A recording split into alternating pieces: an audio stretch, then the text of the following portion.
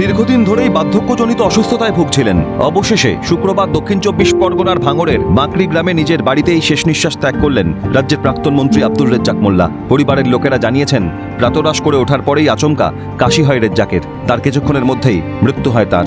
ঠাকুরদা ছিলেন পূর্ব বর্ধমানের মেমারির চিকিৎসক। পরে তাঁর পরিবার দক্ষিণ 24 পরগনার ভাঙড়ে চলে আসে। তার বাবা শেখ সাহেবুল হক মোল্লা ছিলেন কৃষক।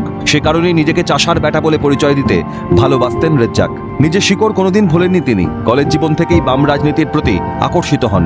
ঠান্ডা ঘরে নয়, হাটে মাঠে ঘুরে রাজনীতি করতেই ভালোবাসতেন রেজ্জাক মোল্লা। নিজের রাজনৈতিক জীবন শুরুও করেন কৃষক রাজনীতি থেকেই। ছিলেন শ্যামনগরের অবৈতনিক প্রাথমিক বিদ্যালয়ের শিক্ষক।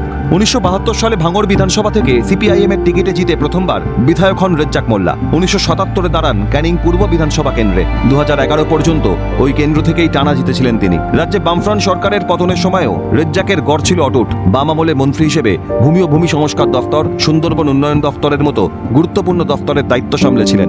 ভূমি আন্দোলনে তার গুরুত্বপূর্ণ ভূমিকা ছিল। কিন্তু কৃষক দরদি এই নেতার সঙ্গে তার প্রথম দলের সঙ্গে কিছু বিষয়ে মতপার্থক্য তৈরি হয়ে পরের দিকে সিঙ্গুরের জমি অধিগ্রহণের তীব্র বিরোধিতা করেছিলেন কৃষক পরিবারের ছেলে রেজ্জাক। বুদ্ধদেবের উদ্দেশ্যে তার মন্তব্য, হেলে ধরতে পারে না, কেউটে ধরতে এসেছে, বঙ্গ রাজনীতিতে ঝড় তুলেছিল। 2014-এ দলবিরোধী কথা বলার কারণে তাকে বহিষ্কার করে সিপিআইএম। তবে বুদ্ধদেবের সঙ্গে তার মতবিরোধ থাকলেও তার মৃত্যুর পর অশীতিপর রেজ্জাক দুঃখ প্রকাশ করেছিলেন। এরপর 2014-ই 18ই অগস্ট ভারতীয় ন্যায় বিচার পার্টি নামে একটি নতুন পার্টি তৈরি করেন রেজ্জাক মোল্লা। কিন্তু মমতা বন্দ্যোপাধ্যায়ের সঙ্গে তার ঘনিষ্ঠতা বাড়ানোর অভিযোগে নিজের পার্টি থেকেও তাকে বহিষ্কার করা হয়।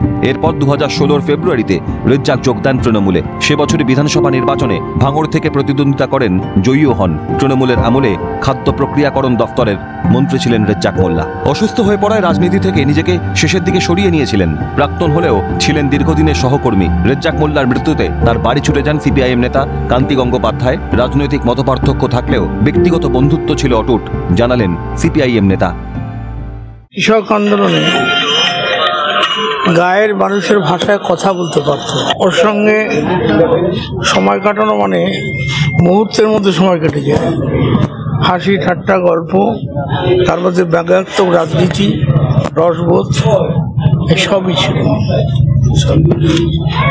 তারপরে যাই ঘটনা ঘটনা কেন, আমাদের দীর্ঘদিনের ব্যক্তিগত বন্ধুত্ব আমরা চির ধরাই। একে অপরকে বলছিলাম কে আগে যাব। ও বলে আমি আগে যাব, আমি বলছি আমি আগে যাব। ওর থেকে আমি বয়সে 2 বছরের বড়। রাজনৈতিক মতপার্থক্য থাকা সত্ত্বেও আমাদের ব্যক্তিগত সম্পর্কে যোগাযোগ কখনো বিচ্ছিন্ন হয়। তার হাত ধরেই রাজনীতিতে আসা রেজ্জাক মোল্লাকে শেষ শ্রদ্ধা জানাতে যান ক্যানিং পূর্বের বিধায়ক এবং রেজ্জাকের বর্তমান সহকর্মী সওগাত মোল্লা। নিশ্চিতভাবে একটা অভিভাবককে হারালাম আমরা। রেজ্জাক কাকার হাত ধরে আমরা প্রথমেই রাজনীতিতে আসি এবং একজন মহান মানুষ ছিলেন।